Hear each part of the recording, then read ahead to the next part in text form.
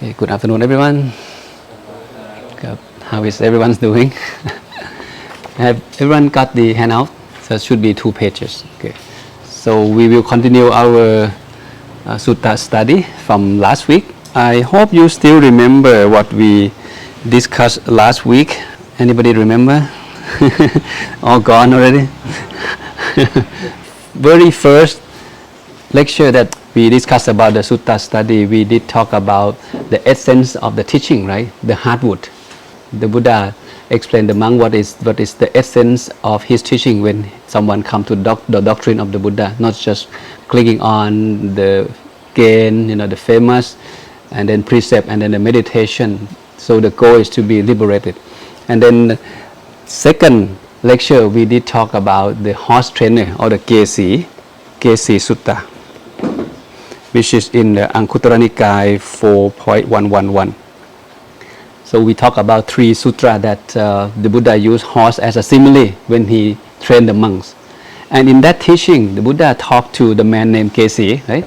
How do you train horse? Because Kesi is a horse trainer. He is an expert in doing that. One condition that we find in the sutra, that if he get the horse that's ready to be trained, he will train the horse like this. So same thing with the Buddha. The Buddha, one condition that is more like a prerequisite before he trains someone. If he get a man who is qualified to be trained, he will train him like that. Step 1, step 2, step 3. There are many training steps. If we go to the full list of how the Buddha wants monks to be trained or how he trained the monks, we can look at the Mahaasapura Sutra. It starts from Hiri-ottappa all the way to jhana and liberation and the 3 knowledge.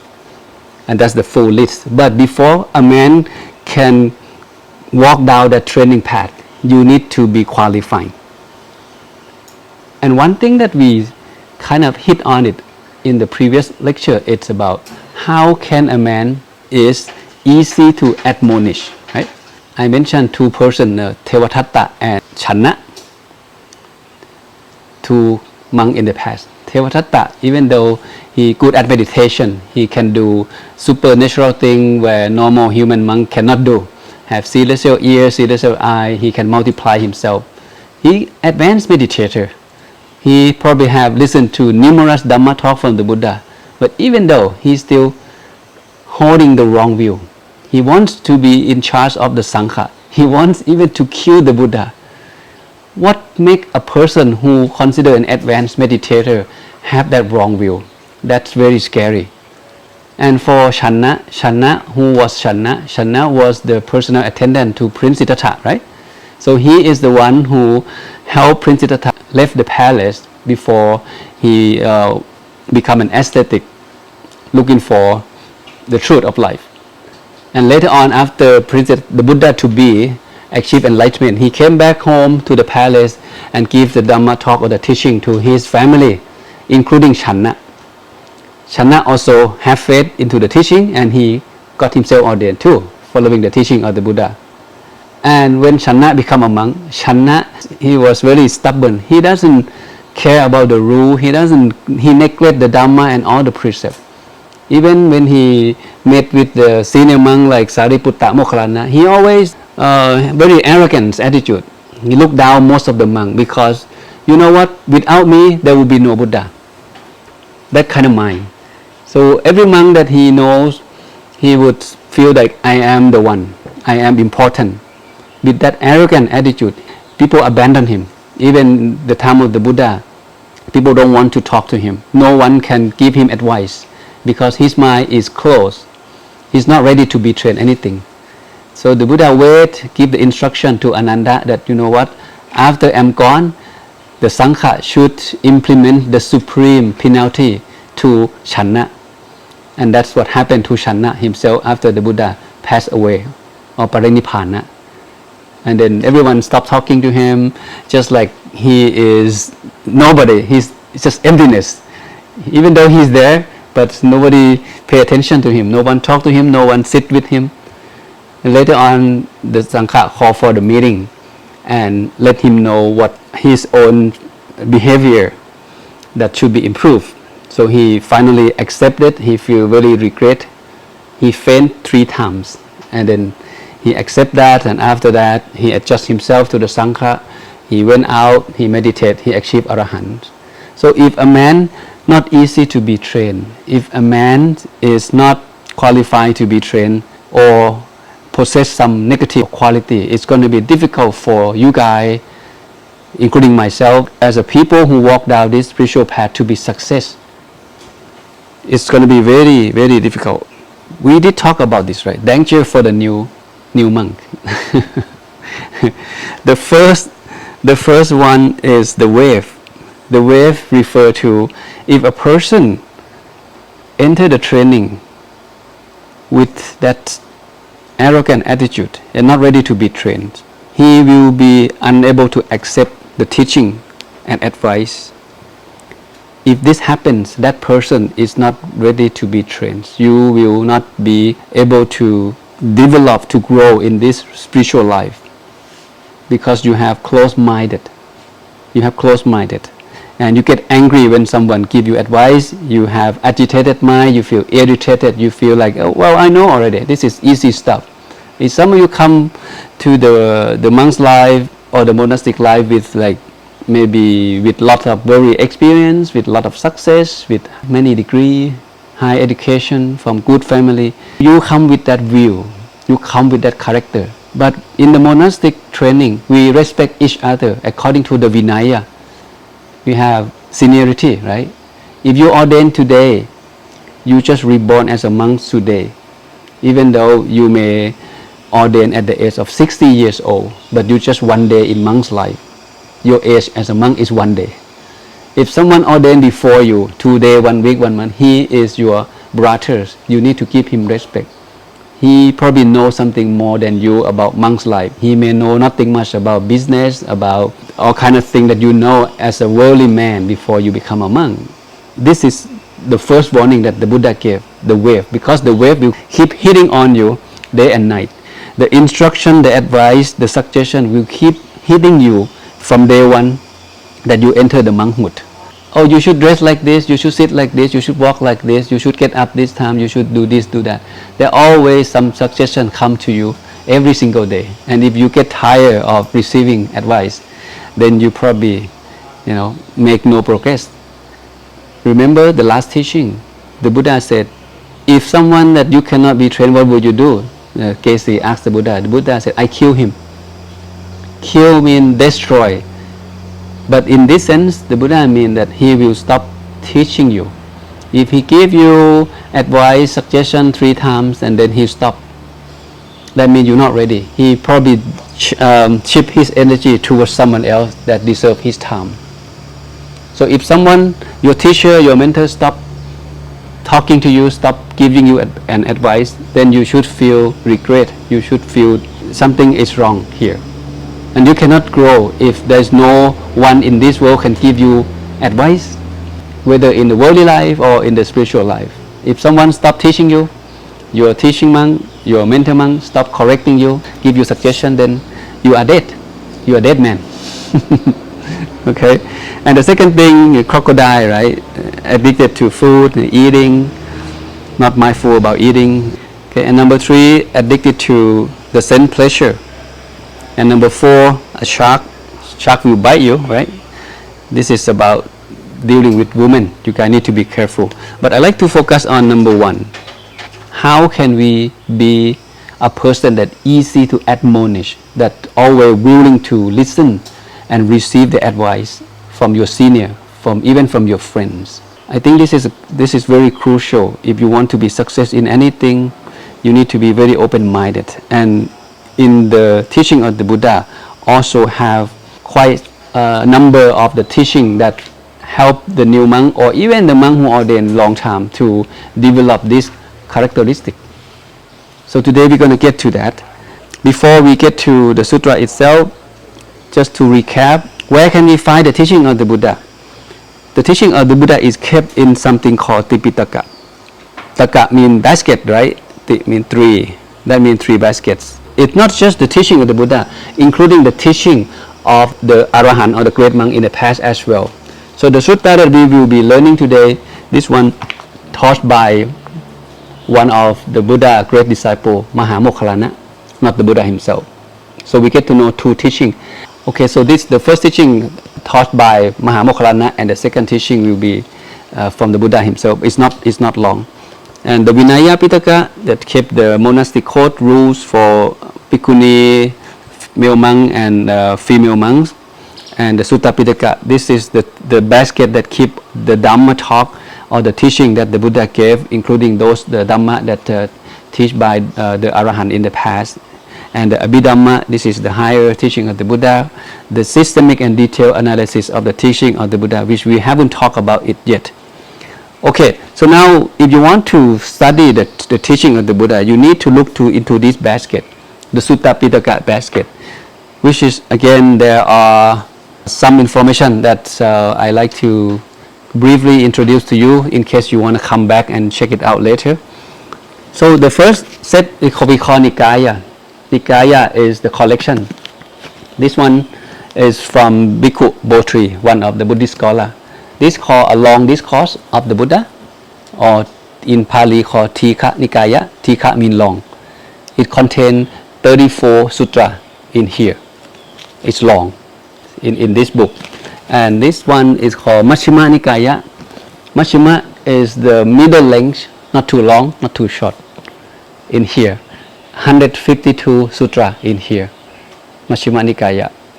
It's called the middle length. And this one is called the Sangyutta Nikaya. Nikaya, again, is a collection. What is Sangyutta? The theme of Sangyutta is something, the teaching that fall into the same theme, same category. So let's say when I'm talking about Sariputta Sangyutta, that means in that collection we talk only about Sariputta teaching. When I talk about the Mara Sangyutta, that means in that selection you find everything about the Mara, about the five aggregate. You find everything about the five aggregate in that Sangyutta. That's the idea, that's the theme of this book. There's a lot of them talking about 7,000, 8,000 teaching in here. And I don't have this collection with Anguttara Nikaya. We don't have it here, but I have it in my place. It's the same size, quite thick. Okay, but here we have two versions.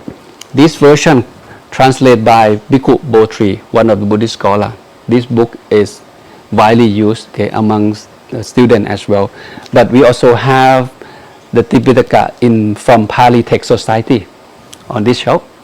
But we don't have the Vinaya and Abhidhamma, but we have everything in the Sutta. There are many of them here.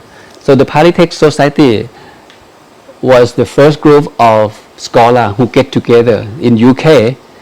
They translate Pali Tipitaka into English 50 years before Thai people have a chance to read Tipitaka in Thai. That's why many Buddhist scholars, most of them are from UK.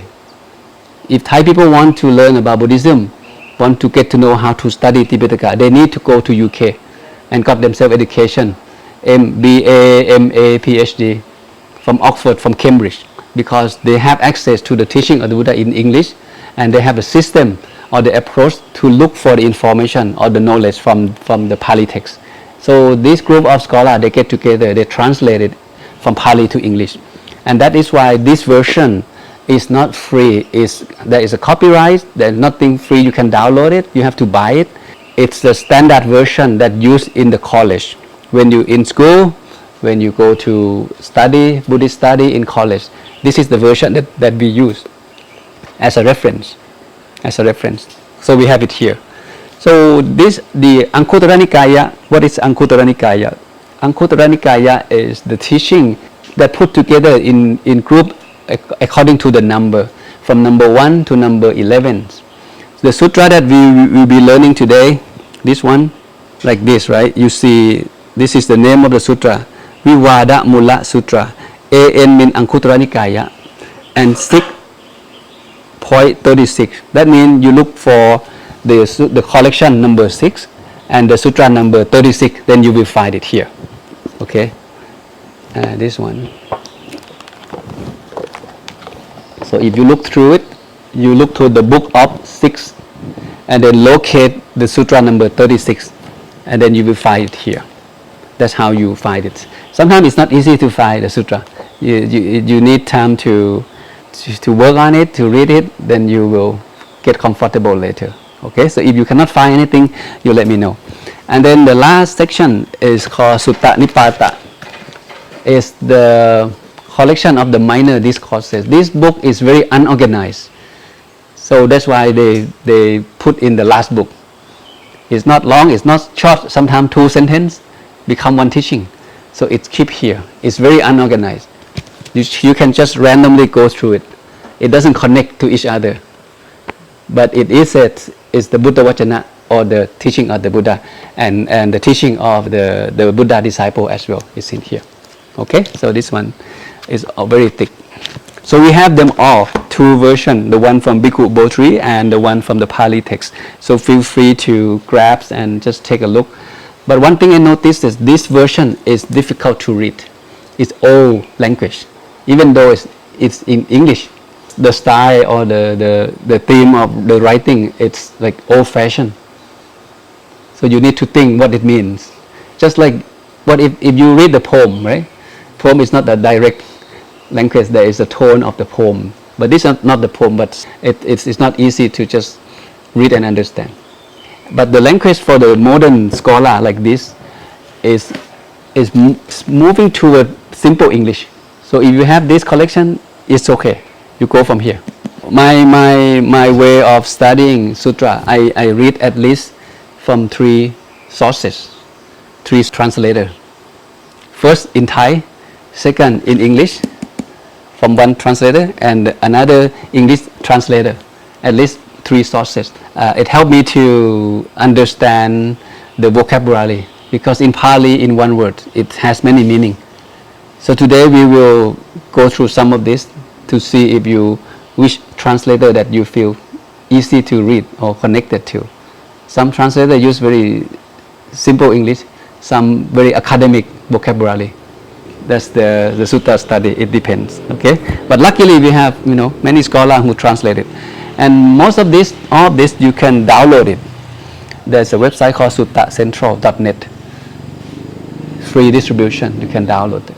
Okay, every sutra is free, but not this version.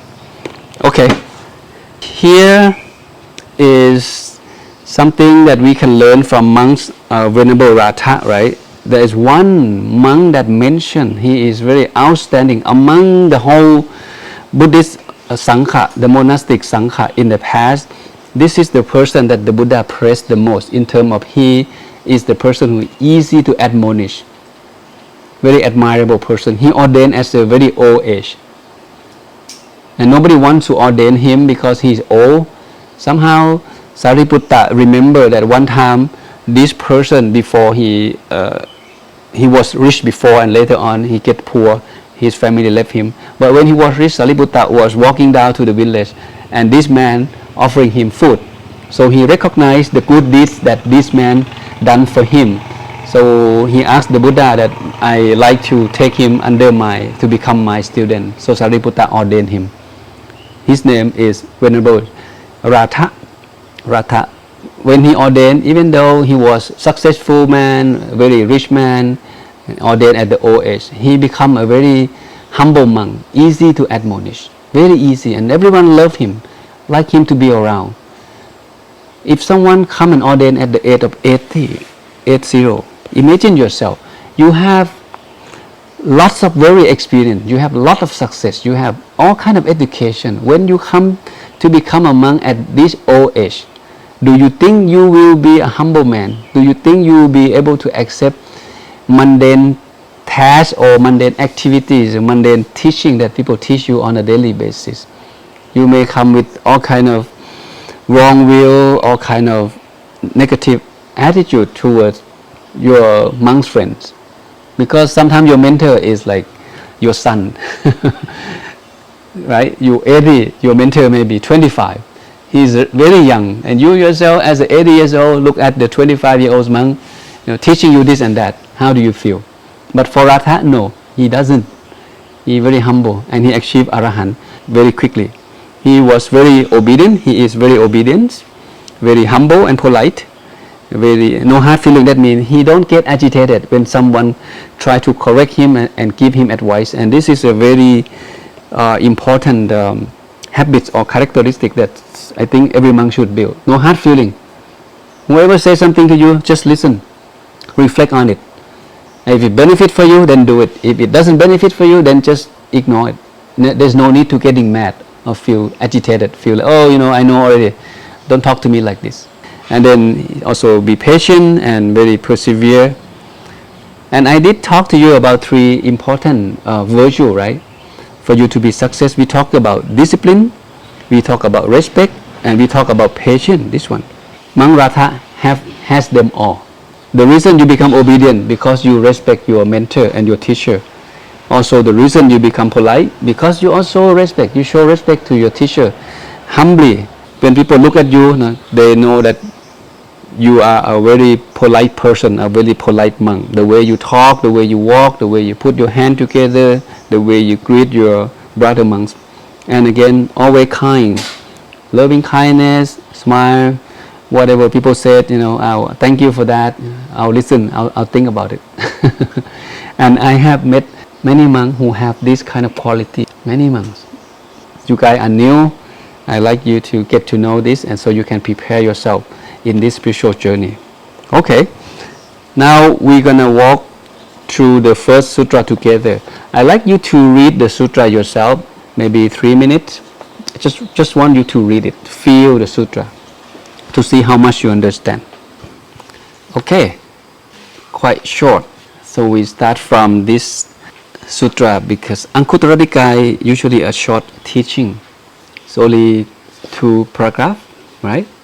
So let's say if all of a sudden you open up the Buddhist text and then you see this teaching and then you go through it for the first time, how do you feel? How much do you understand? What can you reflect from what you just read? So now you start seeing the writing style, right? The theme of the teaching. And you maybe notice that it's repeat. Most of the teaching, most part usually repeat. You just need to get to the keyword, the idea, the essence of that particular sutra that you read. Here you have no idea who is talking to who, right? But usually most of the sutra in the long discourse, this one, and the middle length discourse, most of the sutra will start off like this. Thus I have heard. Thus I have heard. That means someone heard the teaching, this teaching. And that person usually Ananda, the personal attendant of the Buddha. So he heard the teaching of the Buddha.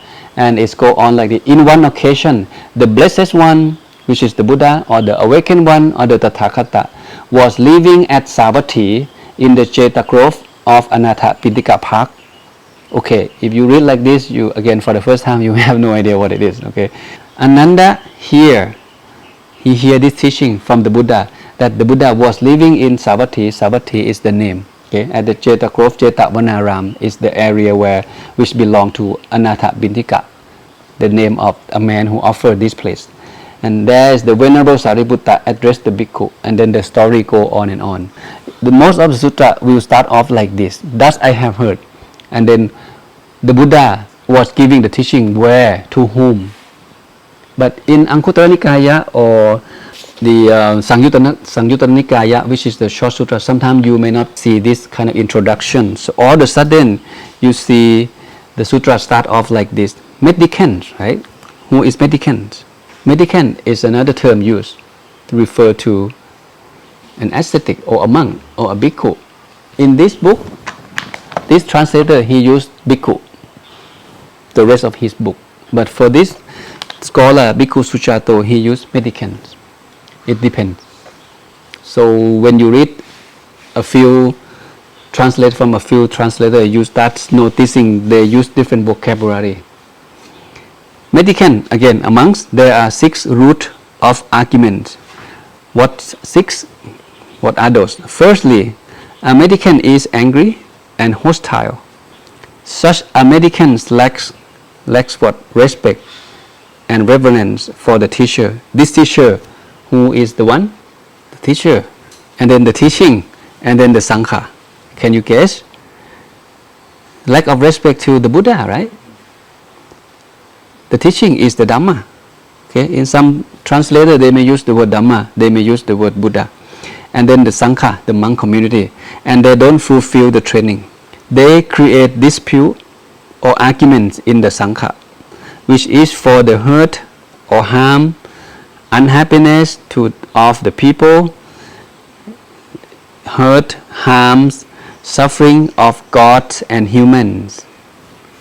Now you see the word God here by this translator. But when you come to this translator, he used the word Deva. Oh, what is Deva? I have no idea.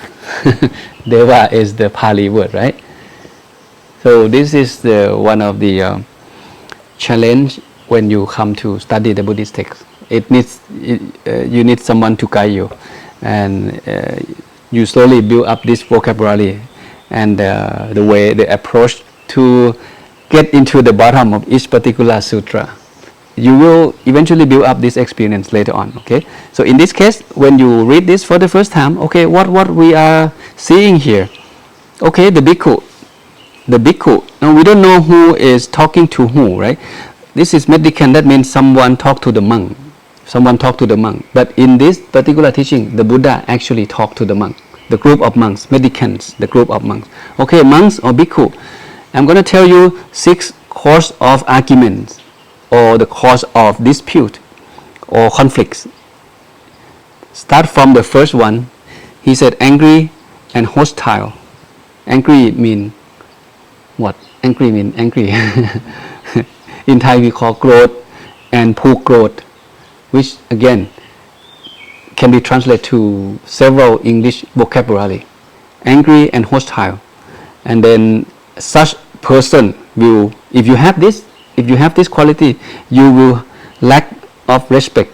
You will lack of respect for your teacher, which is the Buddha, and for the Dhamma, and for your monk's brother, the Sangha, the community, and you will not fulfill the training by being a person who easy to agitate, easy to get annoyed, easy to get mad. This quality is considered a bad or negative qualities. So if you have that, again, here you will create a dispute to your monk's brother, to the Sangha, and it will bring people hurt, harm, and unhappiness. This is the term that they use to not only humans, your monk's brother, but also the Deva. This is interesting. We don't have explanation here. My way of studying, I really want to get to know the context of each particular sutra that I am studying. I want to know where the Buddha gave the teaching. I want to know what caused him to give this kind of teaching, what happened before that. And that's how I study. So sometimes you cannot find this information in one particular book that you read. In this book, there is not much explanation about the detail of each particular sutra, including this one. So I went out and dig deeper, and then I find some information which is it makes a lot of sense why the Buddha give this teaching. And here is the sutta overview. We are talking about the name of the sutta is Vivadamula Sutra. Vivada or Vivad mean arguments. Okay, Vivad, arguments, or the root of arguments. The sutra talk about 6 basic negative qualities that bring about dispute and strife in communities or among people, even friends. It's very short. It's only six items on the list. And here, what happened during that time? There is a group of ascetics in Jainism. You know Jainism, right? Jainism happened about the same time of the Buddha, and the leader of Jainism, Mahavira, happened to be the prince, same rank with Prince Siddhartha. They went out and searched for the truth. Mahavira discovered something. He found his own religion's doctrine. Prince Siddhartha also achieved enlightenment. He formed his own community as well. So they have their own way of look through life and liberation. And when Mahavira, the leader of Jainism, passed, the students break up into 2 groups. The first group is called Swetampon or Sweta Bamara, Swetambara, Satu. When you say Sadhu, it's the same. But this Sadhu means monk. Okay, Sadhu means monks. The group of monks, this Sadhu is named, in Pali we call Svetambhon, which is again in English, in this one, we call Svetambara. And another group is called Tikampon, Dikambara Sadhu. You see the difference. The first group is wearing white, and the second group, they're wearing nothing. After the teacher died, students break up into two groups. You see? What creates conflict among the Sangha? The most outstanding reason is view or ditti. One group said, you know what, become naked, let go everything. Then it should be easy for us to achieve liberation. And another group said, you don't have to do that, you can wearing white. White represent the purity. Just by have different view, break the community into two groups. Same thing in Theravada Buddhism. One group of monks said, you know what, don't eat meat, stay in the forest, follow Tevatatta. But the Buddha said, no, you don't have to do that. You eat whatever offered to you, as long as you don't hear, you don't kill, and you don't have doubt where the meat comes from. Then the meat is pure, you can eat it. So by having these two views, then conflict happens, two different views. Someone approached Ananda, the secretary of the Buddha. This is what happened to my community. What did the Buddha say about this? I want to hear from him. So Ananda bring him to the Buddha, and the Buddha give this teaching, which is the root cause of conflict. That's where this teaching come from. And then the sutra go on. If you see such roots of argument, if you see in yourself or in your friends, you should try to give up these bad things. If you don't see it, you should practice so that it doesn't come up in the future. That's how to give up this bad root of argument so it doesn't come up in the future. It's more like self-reflection, right? Do you have these two things in you? These two qualities, angry and hostile, resentful, getting mad.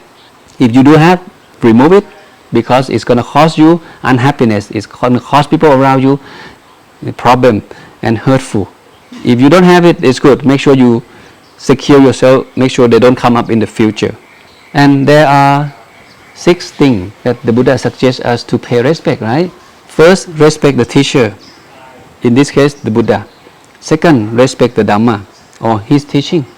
And the third, respect the Sangha, the community of monks, wherever you belong. And number 4, respect the training or education. Don't neglect education. Now you are practice chanting, try to memorize, study the sutra. This is the way you show respect to the training.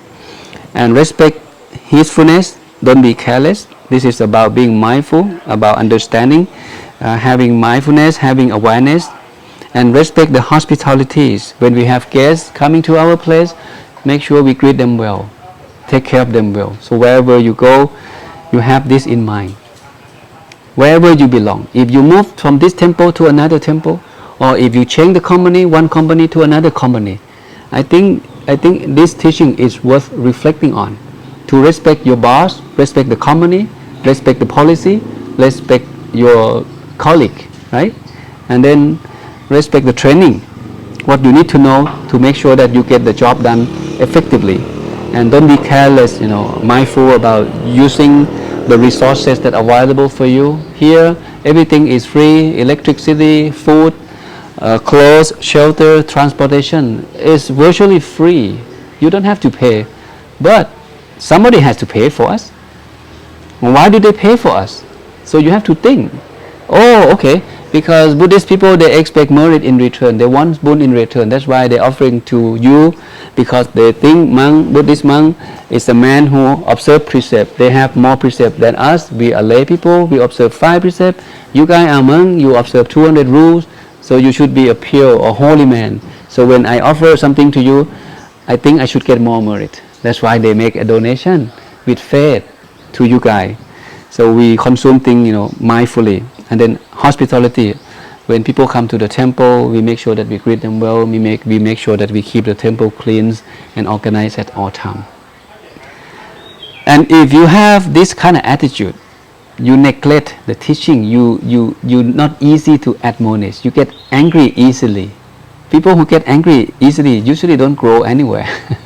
in life, because they will make decision based on emotion, not based on the result, not based on the right understanding by the reason, but just toward the feeling. I don't like it. I don't want to listen. Do not disrespect the Buddha. Do not disrespect his teaching, and do not disrespect the Sangha, your monks brother, the communities. How can you do that? Do not disrespect the training. Do not be careless, and make sure that you are kind to welcome guests, monks brother from different temple, lay people that come visiting us. So these are the 6 things that the Buddha emphasizes. All of this has detail that we should be very carefully and when we come to study this particular teaching. If we disrespect the triple gems mean what? The Buddha gem, the Dhamma gem, and the Sangha gem, and the training, the education. In the first 5 years, there's a lot of things that new monk need to learn, need to study. If you neglect to study in the first 5 years, you will feel regret later on. Oh, I should memorize the chanting when I was in the first year. Oh, I should study this and that sutta. If I can go back in time, this year I'm 17 years in this life as a monk. If I can go back in time, I would read this when I first ordained. Because it is said there are 21,000 teachings of the Buddha. If I read one sutra a day for 17 years, see how much knowledge I have. Nobody told me that. Nobody's advised me to do this. So I figured out later on. So don't neglect the teaching, okay? Don't neglect the Dhamma, don't neglect the education. So you need to ask yourself, oh, what kind of thing that the new monk should know? And do I know that? Or when should I study that? Or you know this already, can you put into practice? So there are many layers. When we're talking about sila, samadhi, and panya, precept, meditation, and the wisdom, they also have something called the higher precept, the higher mind, and the higher wisdom too. It's not just the rule, 200 rules. No, it's not just that. It's more than that. This six respect, it doesn't appear in this sutra. So I connect the dots for you, because here the sutra said, if someone lacks respect to what? To the Buddha, to the Dhamma, and to the Sangha, and to the training. So that person will not grow spiritually. You cannot grow if you have that mind to disrespect. Why? Because you become a very irritated person. You get angry easily. And this one, there are 6 respect. This information should go together. So when you study the text, the sutra yourself, you need to think of, what kind of thing that the Buddha wants us to respect. Oh, here is the list. Okay, teacher, Buddha, Dhamma, Sangha, education, carelessness or heedfulness, and then hospitalities. And then the sutra go on. Furthermore, mendicants or bhikkhu or monks, now the Buddha gave a different set of qualities, negative qualities. Okay, it's in here in the handout. Okay, the mendicants is offensive, is contemptuous. Okay, maybe one English vocabulary may not enough for us to understand or get to have a clearer picture or understanding what the Buddha means. Then we need to go through another book, another translator. They are jealous and stingy. They are devious. What is devious? I don't know. They are deceitful, with corrupted wish, sometimes corrupted desire, and with wrong will. They also attach to their own view. They're holding them tight, and they refuse to let go those views. So now the Buddha revealed all the causes that cause conflict or dispute or the arguments in the Sangha. Wherever you go, if you have all of this, you're going to be the one who caused the problem to your friends, your communities. So the Buddha suggests us to reflect on ourselves. Do we have this? If you do, make sure you remove them. If you don't have it, again, make sure they don't get to you in the future. And all the blue color, that means they repeat. Okay, that means we have gone through already in the blue color. So it's the same thing. Such mendicants lack respect and reverence to the teacher, the teaching, the Sangha, and they don't fulfill the training. They create dispute, conflict to the Sangha, which is for the hurt and unhappiness, for the people, for the harm, for the hurt and suffering, for God. deva and humans. If you see such rude argument in yourself or others, you should try to give up. And if you don't see it in yourself and others, you make sure that it doesn't come up to you in the future. And that's how to give up the bad root of argument, so it doesn't come up in the future. And these are the 6 root of argument. Then the sutra is ended. It's not long.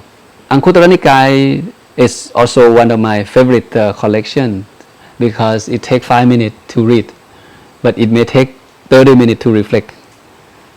If you don't have time, you just grab Anguttara Nikaya and you go to 1 sutra a day. Sometimes the sutra is like 1 paragraph, but in that paragraph come with deep meaning. So we need to figure out what it is and how can I put this thing into practice.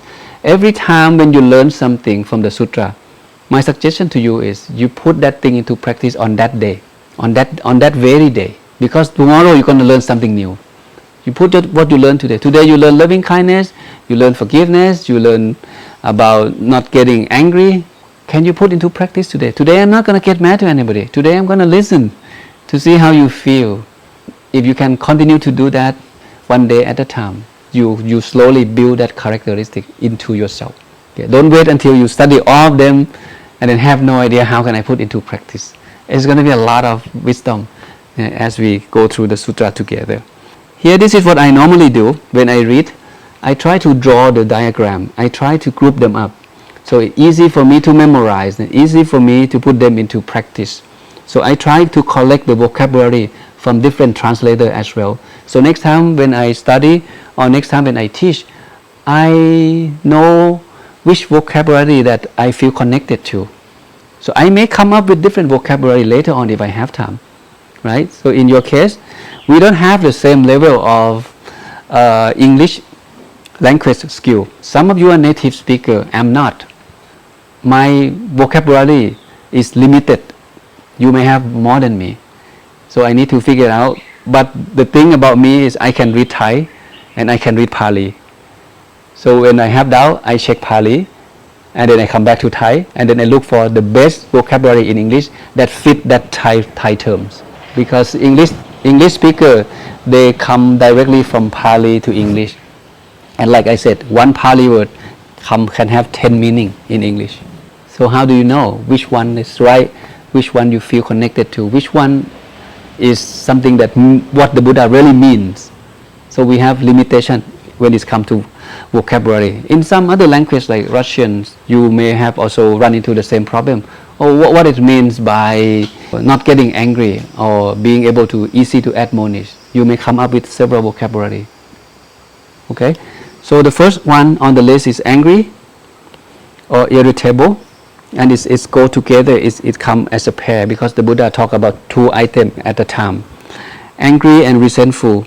Not only you getting angry, you holding that angriness towards someone. And the second thing, mean and offensive, contemptuous. You feel like if it's possible, you not only yourself you get angry, you want to find way to hurt people. If there is an opportunity like that, that's the view, that's the idea.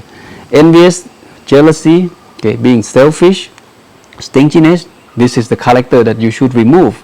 And number 4, devious or crafty and deceitful. What are these things? You're not being an honest person. You become a tactful person. Okay, you still, today I want to, I don't want to show up at the dining hall, so I will pretend that I have a good meditation. So I just sit there smiling and let people leave, and because the mentor know that when I sit like this, they will not come and get me. And then after everyone left, after 5-10 minutes, you sneak out of the room and go sleep in the tent. You're not an honest person. You are a bad person. This is a bad characteristic. This is a bad attitude that you shouldn't be doing it. If you want to rest, you just honestly tell your mentor, Long Pi, I'm very tired. Can I skip lunch and go back to sleep? Go ahead, sleep. Please don't do it. You develop that negative quality in you. You're not an honest person. And then I guarantee you will not be success in your meditation. You won't. And number 5, the one with corrupted desire. With corrupted desire, it also comes with the wrong will. The reason you have corrupted desire, because you have the wrong will. What is corrupted desire? There are many things. In this case, in this dining hall, you may know that, oh, this person, this lay person, this family is rich. They always come to offer fancy food, tasty food, expensive food. So I really want to have durian. I want to have pizza. So next time when they come, I will find a way to send him the message, to let him know that, you know what, next time why don't you bring durian? Next time why don't you bring the pizza? I think the monk like durians. You think the monk like durian. In fact, you the one who like durians. You have the wrong corrupted desire. You want to eat expensive food and you know that person have ability. They're capable to offer you that thing. Oh, my friend, it doesn't work well. You try to send an indirect message to the lay people. It doesn't work well. I think the next month the iPhone 15 will come. You just say it out loud and you let people know that maybe the monk need the phone. And lay people, they're happy to support. If you say something, if they can afford it, you will get it next day. In my case as well, if I know monk wants something, I want to make merit. And I know you use it for the good purpose. You use for teaching, you use for doing research. But if you have the corrupted wish, corrupted desire because of the wrong will, then you start to acquire this unnecessary thing into your life in the wrong way. Make sure you don't have that. And number 6, one who is attached to your own will, this is difficult to remove. This is called ignorance. This is moha. And holding them tight, unable to let them go. You think these two people will be able to unite it one day? They have different will already. My will is to be naked, then this is the shortcut to be liberated. And the second group said, no, you don't have to be naked. You can wear whatever clothes you want. You can eat whatever you want. Your mind, the idea of being pure is just to train your mind, not your body. Will, titi, is like left and right. If you go right and left, you cannot meet. These two groups of people will not meet. They go different direction for the rest of their life. This way, they believe the way of my liberation need to go right, being naked. But this group said, no, I have to go left, wearing white clothes, then I will be liberated. So where is the real liberation then? Left or right? There must be one way that's correct, right? They cannot be both. So how can you convince them to change? How can you convince people to come back and let go meat? Or people who eat meat, convince them to let go meat. People who don't eat meat, convince them to come back and eat meat. This is will. This is very difficult to change. It's called wrong will. It's called titi. Titi is hard to change, and it's one of the most important factors that cause us success and failure, that cause us happiness and sadness or suffering because of the view that we see the world. Why do you see that being a monk is good for you? Why don't you say that, why don't I just become a playboy, entertain myself, life is short, go drink women, drug, alcohol, and dying?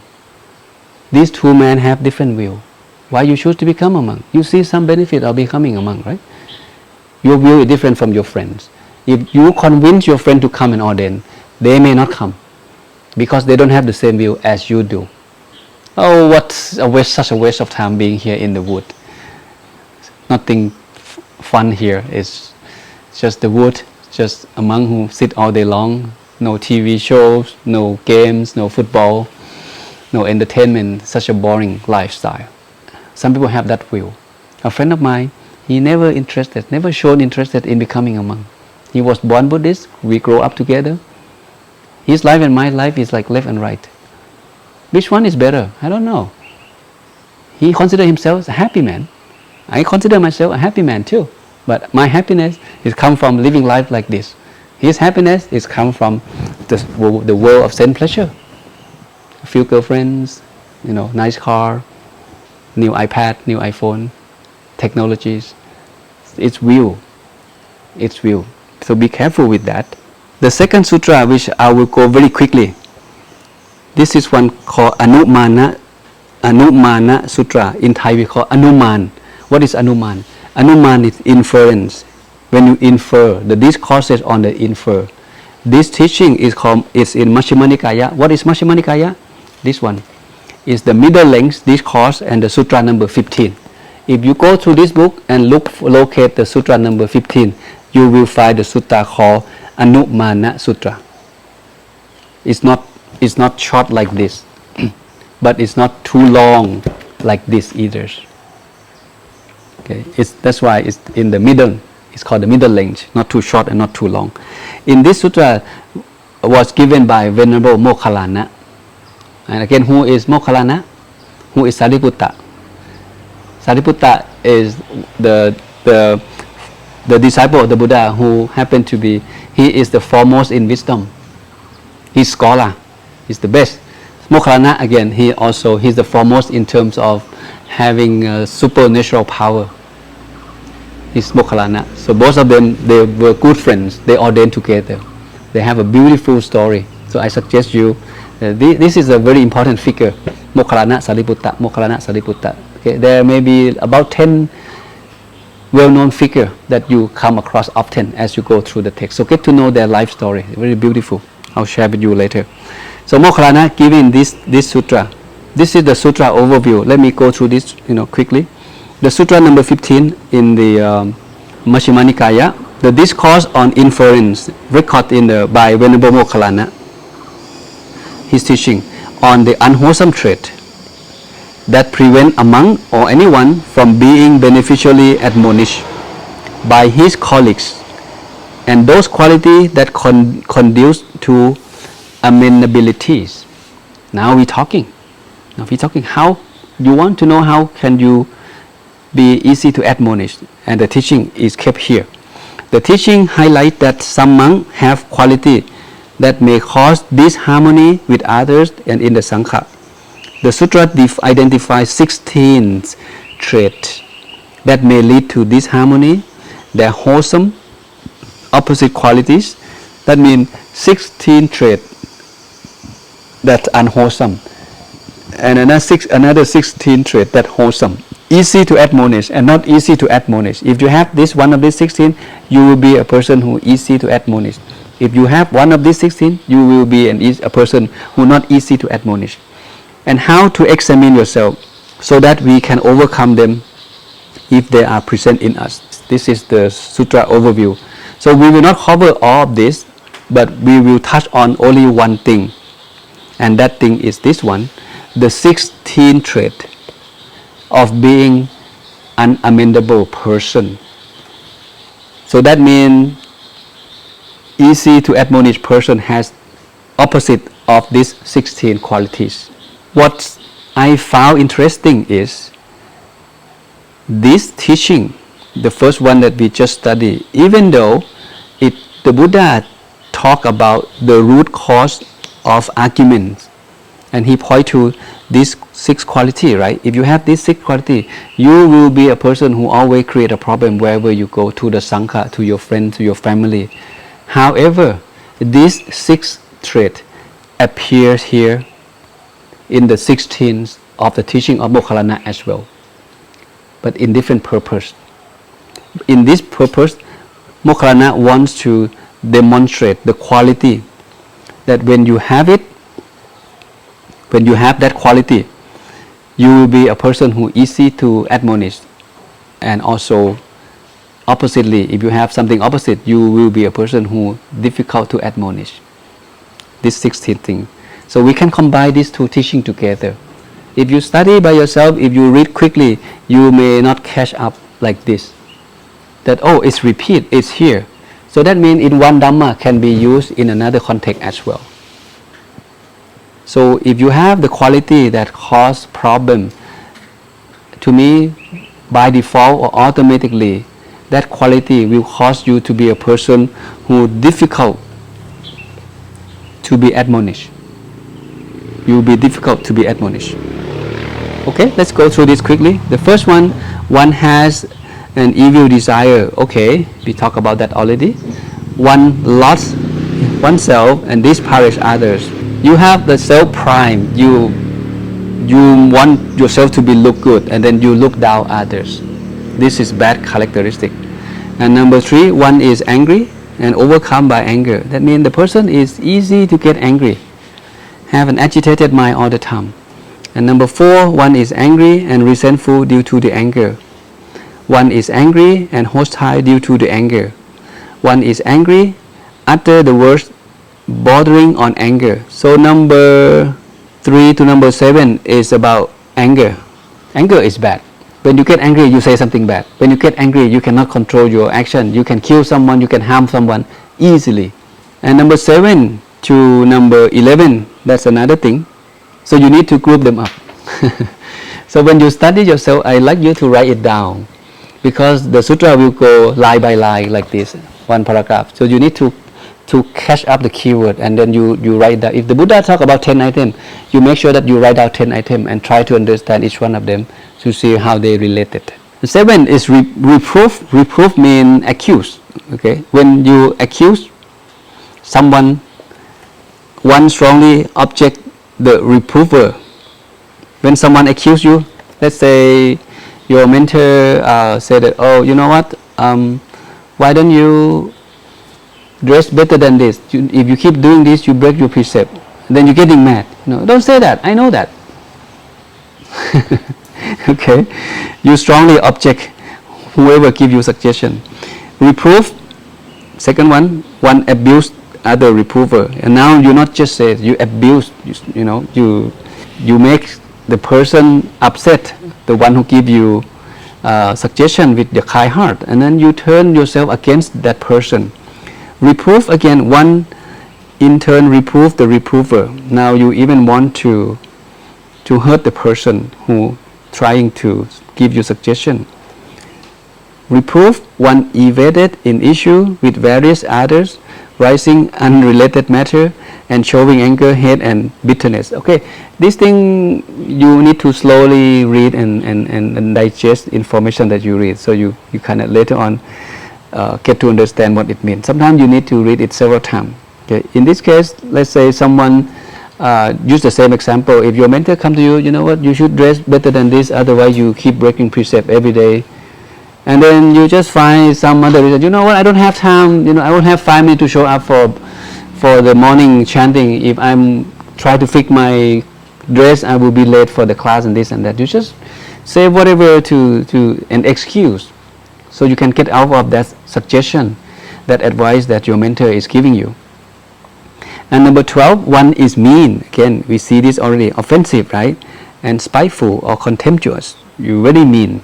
One is envious, jealousy and selfish, and one is devious or crafty, okay, deceitful. You become a very tactful person. You're not an honest person. You understand the idea of deceit, right? You lure, you deceive people to get what you want. This is not good. One is obstinate and arrogant. Arrogant is negative qualities. If one too arrogant, then it's difficult for us to accept the teaching. And the last one attached to one view, holding on to them tight and unable to let them go. This is again is overlapping these 6 items. It appears in different sutra given by Venerable Mokkhalana as well. But in this case, Venerable Mokkhalana tried to explain the 16 characteristic of a person. If you have all this, you will be a person that's not easy to admonish, and then you will not grow whichever path that you walk, in the spiritual path or in the worldly path, because nobody will want to give you advice, which is not good, right? And oppositely, of course, if you develop something opposite, you will be a person who is easy to admonish. So I suggest you to go back to these books, the sutra number 15? Majjhima Nikaya number 15, Anumana Sutta. It's another beautiful teaching here. If you want to know how can you develop the characteristic for you to be a person who is easy to admonish, check out this sutra. And the sutra end up like this. Suppose, I really like the simile that I found throughout most of the sutra. It's very beautiful. Suppose there was a woman or a man who was young, useful, fond and adornments, and they check their own reflection in a clean bright mirror or a clear bowl of water. So a person, good looking, look at the mirror or look at the water in the bowl. If they see any dirt or blemish there, they would try to remove it because they want to look good. But if they don't see it, any dirt or any blemish there, they're happy and they think, wow, how fortunate I am that I am so handsome, I am so beautiful. Same thing. In the same way, suppose that upon checking, a monk see that they haven't given up all of these bad, unskillful qualities, then they should make an effort. The right effort is here to give them up, all of them up. But suppose that upon the checking, the bhikkhu see that they have given up all of these bad, unskillful qualities already, then they should meditate with rapture and joy, training day and night in skillful qualities. So the sutra ends up very beautiful with this simile. So this is about self-reflection. If you know that, oh, you know what, I don't have all of this, I'm so ready to be trained, I'm very humble, please, I never get mad to my teacher, I'm always open-minded, even though I don't understand Pali, I don't know what I chant, but I'm okay anyway, I feel peace and calm. We have to go through Pali chanting, there's no other way around. Wherever you ordain in this world, because the Pali keeps the authentic teaching of the Buddha. Whether you like Pali or not, whether I like Pali or not, I still have to do the Pali chanting. And I don't understand what I chant. What do I do? If I want to know, I go find the meaning or translation somewhere else, right? And in some temple, when they do the chanting, they chant one sentence of Pali, they also chant one sentence of the translation. And that takes time. Sometimes almost 2 hours for the chanting before we can meditate. So you need to know. And sometimes I feel it's also beneficial as well with the longer chanting. When you sit long, you chant, the mind cannot go anywhere. You need to keep the mind fixed, your eye fixed, okay. Otherwise you get lost where is the chanting is going. So it keeps you concentrate in that 2 hours. And then you let go the book, you come back and meditate.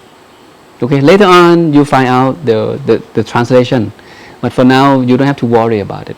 You may look at the chanting as the tool to calm the mind down.